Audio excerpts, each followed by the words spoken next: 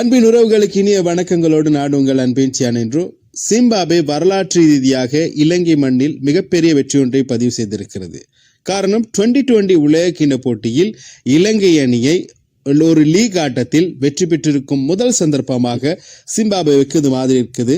உண்மையில் சிம்பாப்வே கடந்த 2020 உலகக்கிண்ண போட்டிகளில் தெரிவு செய்யப்படாத 2024 ஆண்டு எந்த ஒரு சுற்றுக்குமோ அல்லது போட்டிகளுக்காகவோ தெரிவு செய்யப்படாத ஒரு அணி இப்போது சூப்பர் 8க்குள் மிக பலம் வாய்ந்த அணிகளை வீழ்த்தி சொந்த மைதானத்தில் சொந்த நாட்டில் வீழ்த்திய முதலாவது அணி என்கின்ற பெருமையை பெற்றிருக்கிறது.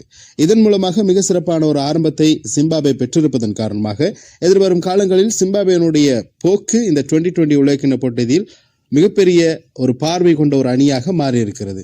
எதிர்வரும் 2020 உலகக்கிண்ண போட்டியினுடைய சூப்பர் 8க்கு ஏற்கனவே தெரிவாகி இருக்கும் சிம்பாப்வே அணி அடுத்து மிகப்பெரிய அணிகளாக இருக்கக்கூடிய இந்திய, மேற்கிந்திய தீவுகள் மற்றும் சவுத் ஆப்பிரிக்கா அணிகளை அடுத்த கட்டத்தில் சந்திக்க காத்திருக்கும் இந்த வேளையில் அதுவும் அந்த அணிகளுக்கு ஒரு அச்சுறுத்தலான அணியாக மாறுவதற்கான வாய்ப்பு இருக்கிறது. இன்றைய தினம் பெற்றுக்கொண்ட வெற்றியோடு சிம்பாப்வே ஒரு மிக வலிமையான மனதினுடைய உறுதியோடு சென்று கொண்டிருக்கிறது. சிம்பாப்வே இதுவரை இலங்கையுடன் 2020 உலகக்கிண்ண போட்டியில் 3 தடவை மோதியிருக்கிறது. அதில் 2 தடவை தான் இலங்கை வெற்றி பெற்றிருக்கிறது. 2010 ஆண்டு ஒரு தடவை கயானாவில் வைத்து மழையின் காரணமாக உட்கிட்ட போது இலங்கை அணி வெற்றி பெற்றுக் கொண்டது. 2012 ஆண்டு அம்பாந்தோட்டையில் வைத்து ஒரு வாட்டி சிம்பாப்வே வீழ்த்தியிருக்கிறது இலங்கை அணி. அதற்கு பின்னதாக மீண்டும் அதையே செய்திருக்கிறது. இலங்கையில் வைத்து சிம்பாப்வே இலங்கை அணியை வீழ்த்தி இருப்பதுதான் வரலாற்று சிறப்புமிக்க ஒரு வெற்றியாக கருதப்படுகிறது. சிம்பாப்வே இன்றைய நாளில் நாணய சுழற்சியில் வெற்றி பெற்றிருந்த இலங்கை அணி முதலில் துடுப்படுத்தாடியிருந்து நாணய சுழற்சியில் சிம்பாப்வே தோற்றிருந்தார்கள். ஆனால் நாணய சுழற்சியில் நாங்கள் தோற்றால் என்ன, எங்களுடைய பந்து வீச்சை மிக சிறப்பாக செய்வோம் என்று கூறிக்கொண்டு சிம்பாப்வே மிக சிறப்பாக பந்துகளை வீச ஆரம்பித்து விட்டது. ஒரு கட்டத்தில் இலங்கை அணிக்கு 190க்கும் மேற்பட்ட ஓட்டங்களை பெறுவதற்கான வாய்ப்பு இருந்தது. சீரான இடைவேளையில் விக்கெட்டுகள் விழுந்தது. இன்றைய குசல் மெண்டிஸனுடைய ஃபோம் மிக மோசமாக இருந்தது. அவர் ஆரம்பம் முதலே தடுமாற ஆரம்பித்து விட்டார். ஆனால் பெத்தும் நிசங்குடைய ஃபோம் மிக சிறப்பாக இருக்கிறது. இந்த 2020 உலகக்கிண்ண போட்டிகளுக்காக இலங்கை அணி சார்பாக நிசங்கு இன்றைய நாளில் பெற்றுக்கொண்ட அரை சதம் இலங்கை அணி சார்பாக மிக சிறப்பான ஒரு அரை சதமாக பார்க்கப்படுகிறது. காரணம், தொடர்ச்சியாக கடந்த போட்டியில் ஆஸ்திரேலிய அணிக்கு எதிராக பெற்றுக்கொண்ட சதத்தோடு இப்போது சிம்பாப்வே அணிக்கு எதிரான மிக சிறப்பான ஒரு துடுப்பாட்டத்தை வெளிப்படுத்தியிருக்கிறார். 62 ஓட்டங்களை இன்றைய நாளில் பெற்றுக் கொடுத்தால் மிக அதிரடியாக ஆடியிருந்தார் நிசங்கவை பொறுத்தவரை இலங்கை அணிக்கு மிக சிறப்பான ஒரு ஆரம்பத்தை பெற்றுக் கொடுத்தாலும் பின்னதாக வந்த கமிந்து மெண்டிஸ் மற்றும் தசுன் சாணக் அடித்தலைவர் வெள்ளாலகே ஏமந்த தீக்ஷண போன்ற வீரர்களாம் சொற்ப ஓட்டங்களுக்கு ஆட்டம் இழக்க இலங்கை எதிர்பார்த்த ஓட்ட எண்ணிக்கைக்கு செல்ல முடியவில்லை. காரணம், இலங்கையினுடைய ஆரம்பம் மிக சிறப்பாக இருந்தது. இன்றைய நாளில் குசல் பெரராவும் நிசங்கம் எடுத்துக்கொண்ட ஓட்ட விகிதம் என்பது மிக அதிரடியாக ஆடியிருந்தார்கள். 5 ஓவருக்குள்ளே கிட்டத்தட்ட 54 ஓட்டங்கள் எடுத்துக்கொண்டார்கள் பவர் பிளேயில். ஆனால் இலங்கையினுடைய பின்னடைவு சந்திக்க ஆரம்பித்தது. குசல் மெண்டிஸினுடைய இந்த ஃபோம் இந்த மைதானத்துக்கு அவர் மிக சிறந்த ஒரு வீரராக காணப்படவில்லை. காரணம், அவருடைய கடந்த கண்டியில் நடைபெற்ற பல்லேகல மைதானத்தில் நடைபெற்ற போட்டியில் அவர் மிக சிறப்பான துடுப்பாட்டத்தை வெளிப்படுத்தியிருந்தார். ஆனால் இந்த பிட்ச் அவருக்கு ஒரு சாதக தன்மையை ஏற்படுத்தவில்லை. இன்றைய தினம் அவர் எந்த ஒரு 4 ஓட்டங்களை கூட பெறவில்லை. ஓட்டங்களை ரன்போல் மூலமாக பெற்றுக் கொண்டிருந்தார். ஆனால் நிசங்க தொடர்ச்சியாக ஆதிக்கம் செலுத்தி கொண்டிருந்தார். 41 பந்துகளில் 62 ஓட்டங்கள், 8-4 ஓட்டங்கள். ஆனால் எந்த விதமான சிக்ஸர்களும் அடிக்கவில்லை.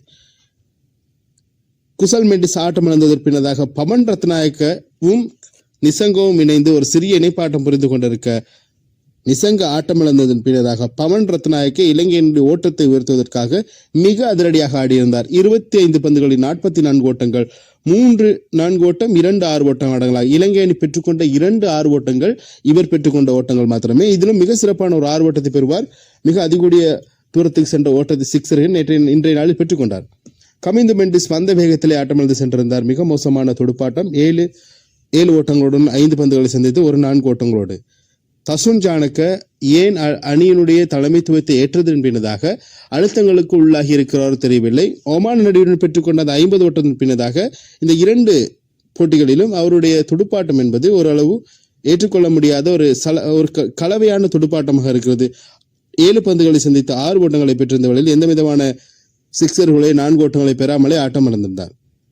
ஹேமந்த வந்த வேகத்தில் முதலாவது பந்திலே ஆட்டம்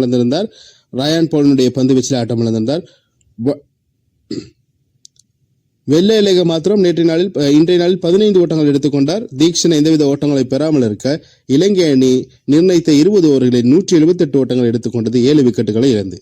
இதில் அதிகபட்சமாக நிசங்க பெற்றுக்கொண்ட ஓட்டத்தோடு அவர் இப்பொழுது அதிகமான 2020 உலகக்கிண போட்டிகளில் இம்முறை நடைபெற்றுக் கொண்டிருக்கும் 2020 போட்டிகளில் தனிநபர் பெற்றுக்கொண்ட ஓட்ட அடிப்படையில் அதிகூடிய ஓட்டங்களை பெற்றிருந்தவர்கள் வரிசையில் 2ஆம் இடத்துக்கு முன்னிட்டு இருக்கிறார். இவருக்கு முன்னதாக பாகிஸ்தான் அணியுடைய ஃபரான் முன்னிடத்தில் இருக்க, 2வது இடத்திலே பத்தும் நிசங்க, 3வது இடத்திலே குசல் மெண்டிஸ் வந்திருந்தாலும் இலங்கையினுடைய துடுப்பாட்ட வீரர்கள் சிறப்பாக செய்து கொண்டிருந்தாலும் இன்றைய நாளில் இலங்கையினுடைய பந்து வீச்சு மிக மோசமாக இருந்தது. இதன் காரணமாக தான் தோல்வியுற்றிருக்கிறார்கள். மிக மோசமான பந்து வீச்சை பிரதிகள் இலங்கை அணிக்கு தோல்வியை உண்டு பண்ணியிருக்கிறது. சிம்பாப்வே அணியுடைய பந்து வீச்சில் மிக சிறப்பாக இன்றைய நாளில் பந்தை வீசியிருந்தார். கிரைமர் 27 ஓட்டங்களுக்கு 2 விக்கெட்டுகளை கைப்பற்றியிருந்தார். மிக முக்கியமான 2 விக்கெட்டுகளையும் இவர்தான் இன்றைய நாளில் கைப்பற்றியிருந்தார் என்பது குறிப்பிடத்தக்கது. பிரெட் எவன்ஸ் 2 விக்கெட்டுகளை கைப்பற்றிக் கொண்டார். முசுரபானி 2 விக்கெட்டுகளை கைப்பற்றினார். 4 ஓவர்கள் பந்து வீசி 38 ஓட்டங்களுக்கு 2 விக்கெட்டையும், சிக்கந்தர் ராசா 4 ஓவர்கள் பந்து வீசி 36 ஓட்டங்களுக்கு எந்தவித விக்கெட்டையும் கைப்பற்றிக் கொள்ள, மசகட்சாவும் தன் பங்குக்கு சுழல் பந்து வீசியிருந்தார். 3 ஓவர்கள் பந்து வீசி 23 ஓட்டங்களுக்கு எந்தவித விக்கெட்டையும் கைப்பற்றவில்லை. பிரெட் எவன்ஸ் 3 ஓவர்களுக்கு பந்துகளை வீசி 35 ஓட்டங்களுக்கு 2 விக்கெட்டை கைப்பற்றினார்.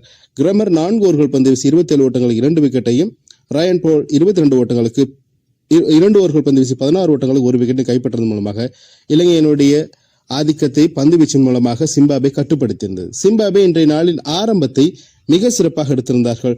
முதல் 8 ஓவருக்குள்ளே தன் 69 ஓட்டங்கள் எடுத்துக்கொண்டார். இணைப்பாட்டமாக முதலாவது இணைப்பாட்டமாக பேனட்டும் மசுரபானியும் சேர்ந்து மிக சிறப்பான இணைப்பாட்டத்தை எடுத்துக்கொண்டார். இதில் பேனட் 63 ஓட்டங்கள் எடுத்துக்கொண்டார். 48 பந்துகளை சந்தித்து ஆட்டமிழக்காமல் இறுதி வரை அணியுடைய வெற்றிக்கு உறுதுணையாக இருந்தவர் பேனட். மிக சிறப்பான இணைப்பாட்டம் என்று புரிந்திருந்தார் 8-4 ஓட்டங்களோடு. முசுரபானி மிக அதிரடியாக 26 ஓட்டங்களுக்கு 34 ஓட்டங்கள் எடுத்துக்கொண்டார். 5-4 ஓட்டம் 1-6 ஓட்டங்களாக முசுரபானி ஆட்டமிழந்தது பின்னதாக போக்கை மாற்றுவதற்காக, ஓட்டங்களை குவிப்பதற்காக, ஓட்ட வீதத்தை குறிப்பதற்காக ரயான் போலுடைய துடுப்பாட்டம் 12 பந்துகளில் 23, 2-4 ஓட்டம் 1-6 ஓட்டங்களாக மிக சிறப்பாக துடுப்படுத்த ஆடிக்கொண்டிருந்தார். சிக்கந்தர் ராசா அணித்தலைவர், சிம்பாப்வே அணியினுடைய அணித்தலைவர் ஆரம்பம் மிகவும் வேக குறைவோடு தான் ஆரம்பித்தாலும் பின்னதாக அவருடைய அதிரடி மிக சிறப்பாக இருந்தது. 45 ஓட்டங்கள் எடுத்துக்கொண்டார். வெறுமனை 26 பந்துகளில் 2-4 ஓட்டம் 4-4 ஓட்டங்களாக மிக சிறப்பாக இலங்கையினுடைய பந்து வீச்சாளர்களை பொளந்து தள்ளியிருந்தார் என்று சொல்ல வேண்டும். அந்த அளவுக்கு மிக சிறப்பான பந்து வீச்சை வீசிய இலங்கையினுடைய பந்து வீச்சாளரை துவம்சம் செய்திருந்தார். இறுதியாக இந்த போட்டியில் வெற்றி பெறுவதற்காக இறுதி ஓவரில் தேவைப்பட்ட 9 ஓட்டங்கள் தேவைப்பட்டது. மகேஷ் தீக்ஷனுடைய பந்திலே ஒரு 6 ஓட்டத்தை பெற்றுக் கொடுத்து போட்டியை மாற்றியிருந்தார். இன்றைய நாளில் டோனி முனியாங்கோ இறுதியாக அந்த ஓட்டத்தை பெற்றுக் கொடுக்க சிம்பாப்வே அணி வரலாற்று ரீதியான வெற்றியை இன்றைய நாளில் பதிவு செய்து கொண்டது.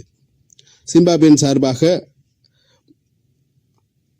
சிக்கந்தராசன் 45 ஓட்டங்களை அதிரடியாக பெற்றுக்கொள்ள, மற்ற வீரர்களெல்லாம் ஓட்டங்களை மிக சிறப்பாக குவித்ததன் காரணமாக இன்றைய நாளில் வரலாற்று ரீதியான வெற்றியை இலங்கை மண்ணில் வைத்து இலங்கையை வீழ்த்திய சிம்பாப்வே வரலாற்று சாதனை படைத்திருக்கிறது. இலங்கை அணியின் சார்பாக பந்து வீச்சு மிக சிறப்பாக வீசியது மதுஷாங்க மற்றும் இன்றைய நாளில் மிக சிறப்பாக பந்து வீசினார். 3 ஓவர்கள் பந்து வீசி 20 ஓட்டங்களுக்கு எந்தவித விக்கெட்டை கைப்பற்றினாலும் அவர் மாத்திரமே ஒரு டீசன்ஸான பந்து வீச்சை இன்றைய நாளில் வீசியிருந்தார். மதுஷான் 2 ஓவர்கள் பந்து வீசி 23 ஓட்டங்களுக்கு கொடுத்து வெட்டுக் கொடுத்தார். 2 ஓவர்கள் பந்து வீசியிருந்தார். பிரமோத் மதுஷான் 2 ஓவர்கள் பந்து வீசி 23 ஓட்டங்களுக்கு வெட்டுக் கொடுத்திருந்தார். மீள் வருகைக்காக துஷ்மந்த சமீருடைய மீள் வருகைக்காக அணிக்கு வந்திருந்த பிரமோத் மதுஷான் மிக மோசமான பந்து வீச்சை வெளிப்படுத்தியிருந்தார். தீக்ஷனுடைய பந்து வீச்சுக்கு மிக மோசமாக தாறுமாறாக இன்றைய தினம் பொளந்து கட்டியிருந்தது சிம்பாப்வே. இவருடைய ஓவரில் 3.3 ஓவர்கள் பந்து வீசி 47 ஓட்டங்களுக்கு எந்தவித விக்கெட்டும் மகேஷ் தீக்ஷனுக்கு இன்றைய நாளில் கிடைக்கவில்லை. இலங்கையினுடைய சுழல் பந்து இன்றைய நாளில் எடுபடவில்லை சிம்பாப்வே அணிக்கு எதிராக. தசுன் சானக 3 ஓவர்கள் பந்து வீசி 26 ஓட்டங்களுக்கு 1 விக்கெட்டை கைப்பற்றிக் கொண்டார். ஹேமந்த் இன்றைய நாள் 4 ஓவர்கள் பந்து 36 ஓட்டங்களுக்கு 2 விக்கெட்டுகளை கைப்பற்றியிருந்தார். துனித் பெல்லாலகி 4 ஓவர்கள் பந்து வீசி 27 ஓட்டங்களுக்கு 1 விக்கெட்டை கைப்பற்றியிருந்தார். இறுதியாக 18வது ஓவரிலே போட்டியை மாற்றுவதற்கான வாய்ப்பு இருந்தது. போட்டியில் 2 விக்கெட்டுகள் ஒரே ஓவரில் வீழ்ந்தாலும் இறுதியாக 9 ஓட்டங்கள் தேவைப்பட்ட நிலையில் மகேஷ் தீக்ஷனுடைய பந்திலே 6 அடித்து சிம்பாப்வே அணி மிகப்பெரிய வெற்றியை பதிவு செய்து கொண்டது. இதன் மூலமாக அடுத்து இலங்கை அணிக்காக வருகின்ற சூப்பர் 8 போட்டியில் சிம்பாப்வே இந்தியாவுக்கு செல்ல காத்திருக்கிறார்கள். அங்கே மிக முக்கியமான போட்டிகளாக மேற்கிந்திய தீவுகள், இந்திய அணி, தென்னாப்பிரிக்க அணி சந்திக்க காத்திருக்கிறது.